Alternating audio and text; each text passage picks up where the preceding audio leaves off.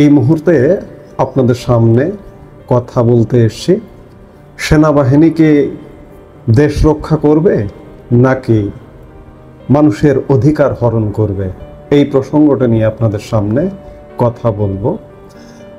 এই প্রসঙ্গটা নিয়ে কথা বলবার কারণ হচ্ছে, গতকালকে ময়মনসিংহে সেনাবাহিনী একটি নিন্দনীয় কাজ করেছে। সেনাবাহিনী আমাদের গর্বের জায়গা, সেই সেনাবাহিনীর স্বাধীনতা সার্বভৌমত্বের প্রতীক সত্য, কিন্তু সেনাবাহিনী সাম্প্রতিক সময়ে এই যে বিশেষ করে ময়মনসিংহের ঘটনাটি যেটি করেছে সেটি নজিরবিহীন বললে ভুল হবে না, চূড়ান্ত মানবাধিকারের লঙ্ঘন। ময়মনসিংহে কি ঘটনা ঘটেছে? ময়মনসিংহে আওয়ামী লীগকে সংগঠিত করার চেষ্টার অভিযোগে এক অধ্যক্ষকে আটক করেছে সেনাবাহিনী। খবরে বলা হচ্ছে, ময়মনসিংহে পলাতক আওয়ামী লীগ নেতাকর্মীদের সংগঠিত করার চেষ্টার অভিযোগে এক কলেজ অধ্যক্ষকে আটক করা হয়েছে। আটক মনোয়ার হোসেন খান মিনার নগরীর নতুন বাজারের ব্যক্তিগত মালিকানাধীন ক্যাপিটাল কলেজের অধ্যক্ষ। তিনি ময়মনসিংহ জেলা স্বেচ্ছাসেবক লীগের সদস্য ছিলেন। গতকাল বুধবার বিকেল 4টার দিকে কলেজ ক্যাম্পাস থেকে তাকে পুলিশ ও সেনাবাহিনী যৌথ অভিযান চালিয়ে আটক করে বলে সেনাবাহিনীর 13 ব্যাটালিয়নের অধীন ময়মনসিংহ সদর ক্যাম্পের কমান্ডার মেজর জায়েদ আল রাব্বি জানান। আমরা আরো আলাপ করবার আগে এই মেজর জায়েদ আল রাব্বির বক্তব্যটা একটু শুনে আসি। আপনারা ইতিমধ্যেই সোশ্যাল মিডিয়ার কল্যাণে নিশ্চয়ই শুনেছেন, কিন্তু তারপরে আমরা আরেকবার শুনে আসবো, তারপরে কথা বলবো। আমি মেজর জায়েদ, ময়মনসিংহ সদর ক্যাম্পের ক্যাম্প কমান্ডার। আমি 77 ব্রিগেডের অধীনস্থ 13 বির আন্ডারে আমাদের এই অভিযানটা পরিচালিত হয়। আমরা গোয়েন্দা তথ্যের ভিত্তিতে জানতে পারি, বিদ্যামী স্কুলের অপোজিটে ক্যাপিটাল কলেজে মনোয়ার হোসেন খান মিনার নামে একজন ভদ্রলোক আছেন এই কলেজে, যিনি হচ্ছেন আওয়ামী লীগের সাথে সক্রিয় সদস্য ছিলেন এবং আগে অতীতে উনি স্বেচ্ছাসেবক লীগের সদস্য ছিলেন। এবং আসার পর আমরা ওনার সাথে কথা বলি। ওনার কথাবার্তা এবং নর্মাল সব কিছু নর্মাল মনে হয় আমাদের কাছে। পরবর্তীতে আমাদের গোয়েন্দা তথ্যগুলো এবং ওনার যে সামাজিক যোগাযোগ মাধ্যমগুলো আছে, হোয়াটসঅ্যাপ, টেলিগ্রাম এবং অন্যান্য অ্যাপসগুলো আছে, বিভিন্ন নাম না জানা অনেকগুলো অ্যাপস আছে, এই জিনিসগুলো আমরা একটু ঘাটাঘাটি করে দেখতে পারি আমাদের যে গোয়েন্দা তথ্য ছিল এবং ওনার সাথে ওনার ওতপ্রোতভাবে উনি জড়িত ছিলেন। এবং আমরা যেটা ধারণা করছিলাম, উনি ময়মনসিংহ সদরের এবং ময়মনসিংহ জেলার আওয়ামী লীগকে পুনর্গঠিত করার কাজ করছেন, উনি চেষ্টা করছিলেন। সেই প্রেক্ষিতে ওনাকে কাজ দায়িত্ব দেওয়া হয়েছিল। আমরা ওনাদের মোবাইল ডিভাইসটাকে এবং ওনার জব্দ যা যা পাওয়া গিয়েছে সেটা আমরা পুলিশের কাছে হস্তান্তর করেছি। পুলিশ বাকি কাজগুলো করবে। মেজর সাহেবের বক্তব্য শুনলেন। মেজর সাহেব তার বক্তব্যে যে অভিযোগগুলো করলেন সেগুলো অত্যন্ত ঠুনকো অভিযোগ। আওয়ামী লীগকে সংগঠিত করবার চেষ্টা করছেন, তাদের কাছে গোয়েন্দা তথ্য আছে, গোয়েন্দা তথ্যের অধীনে তারা তার মোবাইল চেক করেছেন, তার মোবাইলে বিভিন্ন জানা অজানা অ্যাপস চেক করেছেন। এগুলো কেন? সেনাবাহিনীকে কি কিংবা পুলিশকে কি কোনো গুরুতর অভিযোগ ছাড়া, আদালতের নির্দেশ ছাড়া কারো ব্যক্তিগত ডিভাইস চেক করবার অধিকার দিয়েছে আইন? আইন কি বলে? আইন বলে নাগরিকের ব্যক্তিগত ডিভাইস তল্লাশি করার ক্ষেত্রে আইন শৃঙ্খলা বাহিনীর কিছু সীমাবদ্ধতা রয়েছে। নতুন সাইবার নিরাপত্তা আইনে অভিযোগ ছাড়া কাউকে ব্যক্তিগত ডিভাইস তল্লাশি করার ক্ষমতা আইন শৃঙ্খলা বাহিনীকে দেওয়া হয়নি। যদি কোনো ব্যক্তির প্রতি সন্দেহ হয় তবেই কেবল যথাযথ প্রক্রিয়া অনুসরণ করে তল্লাশি করা যেতে পারে। মেজর বলেছেন গোয়েন্দা তথ্যের ভিত্তিতে, কিন্তু তার বিরুদ্ধে যথাযথ অভিযোগ আছে, তার বিরুদ্ধে ওয়ারেন্ট ইস্যু হয়েছে, তাকে কি গ্রেপ্তার করতে বলেছে আদালত? আইন শৃঙ্খলা বাহিনী ব্যক্তিগত ডিভাইস তল্লাশির ক্ষেত্রে নিম্নলিখিত বিষয়গুলো প্রযোজ্য। অভিযোগের ভিত্তিতে, কোনো সুস্পষ্ট অভিযোগের ভিত্তিতে কোনো ব্যক্তির বিরুদ্ধে সুনির্দিষ্ট অভিযোগ থাকলে সেই অভিযোগের সাথে ডিভাইসটির সংশ্লিষ্টতা থাকলে তবেই কেবল তল্লাশি করা যেতে পারে। এই ভদ্রলোকের কাছে, এই প্রিন্সিপাল সাহেবের কাছে যে ডিভাইস ছিল, সেই ডিভাইসটি, তার বিরুদ্ধে যে গোয়েন্দা তথ্য আছে, সেই তথ্য বা অভিযোগ আছে, বা অভিযোগ কি আছে, অভিযোগ কি লিখিত অভিযোগ দেখিয়েছে, দেখিয়ে তাকে গ্রেপ্তার করেছে? করেনি। আমরা লিখিত অভিযোগের কোনো খবর সংবাদ মাধ্যমে পাইনি, যার দরুন তার ডিভাইসটি চেক করা অন্যায় হয়েছে। সন্দেহ হলে চেক করা যেতে পারে। যদি কোনো ব্যক্তির বিরুদ্ধে কোনো অপরাধ করার সন্দেহ থাকে, তাহলে সেই সন্দেহের যুক্তিসঙ্গত কারণ থাকতে হবে, সেই অনুযায়ী তল্লাশির প্রক্রিয়া অনুসরণ করতে হবে। আইনগত প্রক্রিয়া, তল্লাশির ক্ষেত্রে আইনগত প্রক্রিয়া, আমি আগেই যেটি বললাম যে গ্রেপ্তারি পরোয়ানা, আদালতের নির্দেশ ইত্যাদি অনুসরণ করা বাধ্যতামূলক। ব্যতিক্রম ক্ষেত্রে কি করা যেতে পারে? কোনো জরুরি পরিস্থিতিতে, যেমন জননিরাপত্তা বিঘ্নিত হওয়ার আশঙ্কা থাকলে কিছু ক্ষেত্রে তল্লাশি করার প্রয়োজন হতে পারে, তবে সেক্ষেত্রেও যথাযথ কর্তৃপক্ষের অনুমোদন সাপেক্ষে তল্লাশি করতে হবে। বেআইনি তল্লাশি, যদি কোনো ব্যক্তি আইন বহির্ভূতভাবে ব্যক্তিগত ডিভাইস তল্লাশি করে, তবে ভুক্তভোগী সেই ব্যক্তির বিরুদ্ধে অভিযোগ দায়ের করতে পারবে নাগরিকরা। অর্থাৎ এই মেজর, সেনাবাহিনীর এই মেজর অভিযোগে অভিযুক্ত, নিয়ম বহির্ভূতভাবে, আইন বহির্ভূতভাবে একজন মানুষের ডিভাইস তল্লাশি করেছেন। তিনি স্বীকারোক্তিতে বললেন, তার বক্তব্যে বললেন কি হচ্ছে বাংলাদেশে। আজকে দেখুন, কারাগার থেকে 2200 কারাবন্দী পালিয়ে গেছে জুলাই অগাস্ট সহিংসতা কালে। এই 2200-র মধ্যে জঙ্গি আছে, খুনের আসামি আছে, ফাঁসির আসামি আছে। আজ পর্যন্ত আমরা সর্বশেষ যেটি খবর পেয়েছি যে 1500-র মতো, বেশিরভাগই স্বেচ্ছায় আত্মসমর্পণ করেছেন। আইন শৃঙ্খলা বাহিনী কিছু গ্রেপ্তার করেছে। 700-র মতো আজ পর্যন্ত গ্রেপ্তার করাই সম্ভব হয়নি। পুলিশ, সেনাবাহিনী যৌথভাবে আজ পর্যন্ত গ্রেপ্তার করতে পারেনি। কিন্তু নিরপরাধ নিরীহ মানুষদের গ্রেপ্তার করে জেল ভরিয়ে ফেলেছে। জেলখানার ধারণ ক্ষমতার 10 গুণ গ্রেপ্তার করেছে। ইতিমধ্যে প্রায় 4 লক্ষ মানুষকে, নিরীহভাবে নিরপরাধ মানুষকে গ্রেপ্তার করে জেল ভরিয়ে দিয়েছে। অথচ একজন মানুষ, একজন শিক্ষাবিদ, একজন কলেজের অধ্যক্ষ, তিনি নিশ্চয়ই বিশ্ববিদ্যালয়ের ডিগ্রি ধারণ করেছেন, ডিগ্রি লাভ করেছেন। তিনি আওয়ামী লীগকে সংগঠিত করছেন। আচ্ছা, আওয়ামী লীগকে সংগঠিত করলেন, ধরে নিলাম। আওয়ামী লীগ সংগঠিত কাকে করে? সংগঠনকে সংগঠিত করে। সংগঠন আওয়ামী লীগকে নিষিদ্ধ। সংগঠন আওয়ামী লীগকে সংগঠিত করা কি অপরাধ?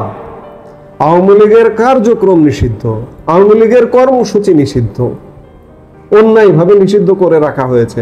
সাপোজ আওয়ামী লীগের প্রতিষ্ঠা বার্ষিকী, সেই প্রতিষ্ঠা বার্ষিকীর কর্মসূচি পালন করতে গেলে নিষেধাজ্ঞা আসতে পারে, কিংবা মিছিল করতে গেলে নিষেধাজ্ঞা আসতে পারে।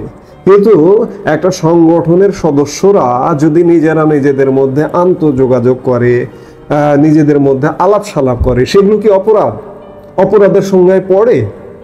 অর্থাৎ ময়মনসিংহে গতকাল যে কর্মটা ঘটিয়েছে, যে কাণ্ডটা ঘটিয়েছে সেনাবাহিনীর একজন অফিসার, তাকে আইনের আওতায় আনা উচিত, তাকে বিচারের আওতায় আনা উচিত। এটি হচ্ছে আইনের কথা, নিয়মের কথা।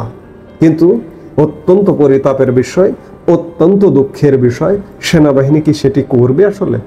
বিগত প্রায় 11 মাস যাবৎ বাংলাদেশের মানুষ আশায় বুক বেঁধে আছে, আশায় বুক বেঁধে ছিল যে আজকে যে দেশে অচল অবস্থা, দেশের আইন শৃঙ্খলা পরিস্থিতি ভালো নেই, দেশের অর্থনীতি ভালো নেই, মানুষের কর্মসংস্থান ভালো নেই, নতুন বিনিয়োগ নেই, এগুলো কমন কথা হয়ে যায়, বারবার প্রতিটি বক্তব্যে এসে যায়। এগুলোর ব্যাপারে উত্তরণের তো কোনো কারণ নেই।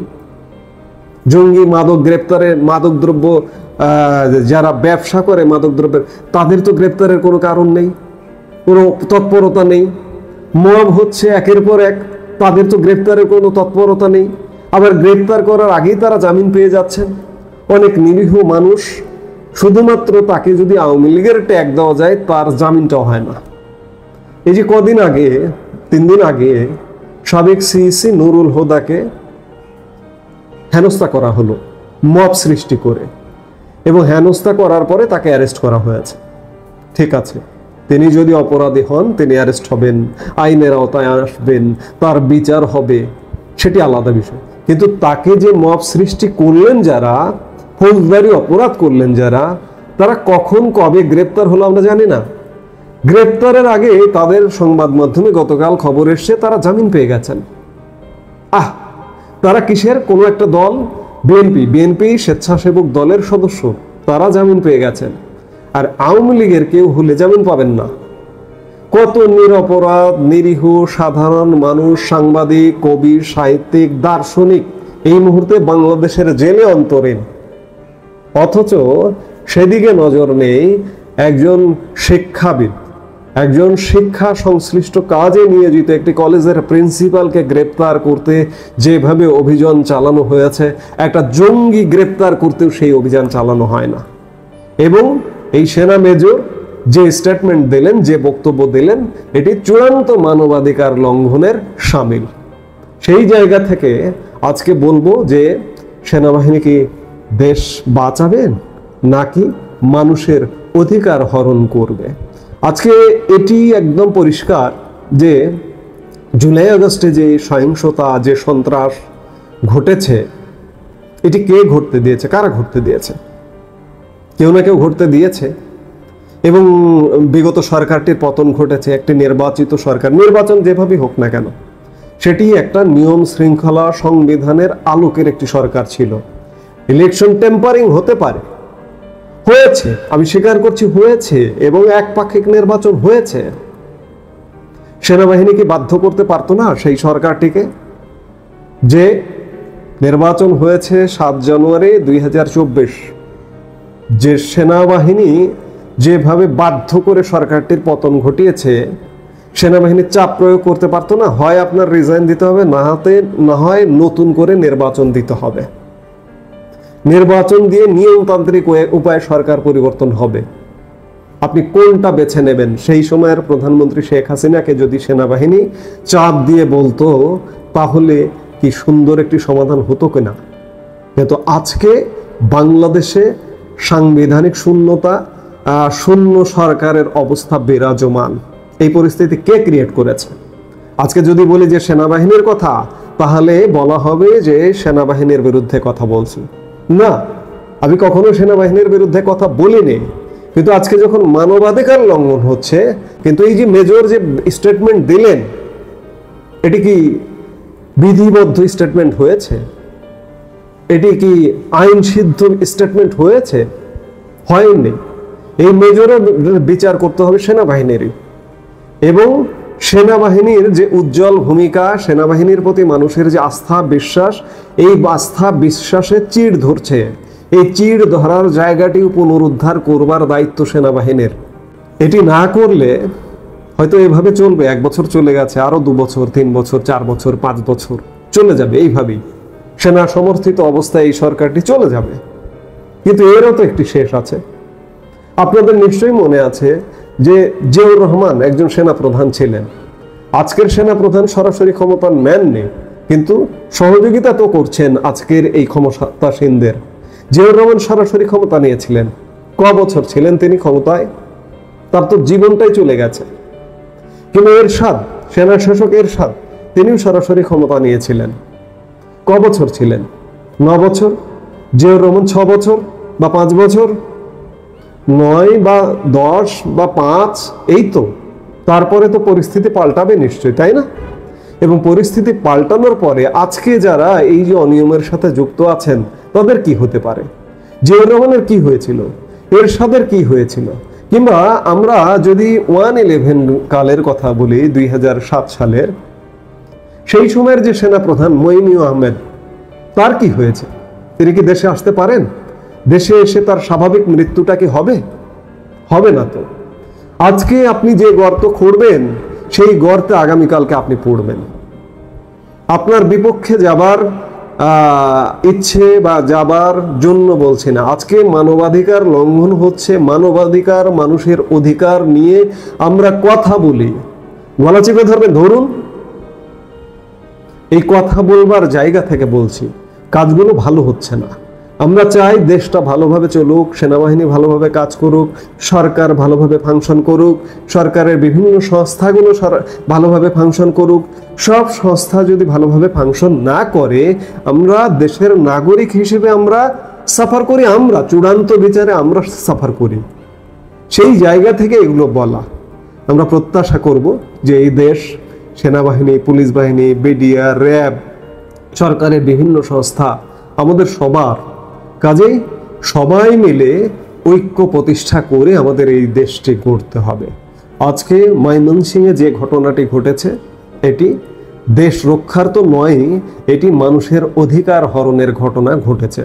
আমরা আশা করব সেনাবাহিনী এই অধিকার হরণের, যে বা যারা অধিকার হরণ করছে তার নিজেদের অভ্যন্তরীণ কেউ যদি করে তার বিচার করবে এবং দেশটাকে একটা স্বাভাবিক জায়গায় নিয়ে আসবে। আমরা সেটাই প্রত্যাশা করি। এই মুহূর্তে এ পর্যন্তই। সবাই ভালো থাকুন, সুস্থ থাকুন।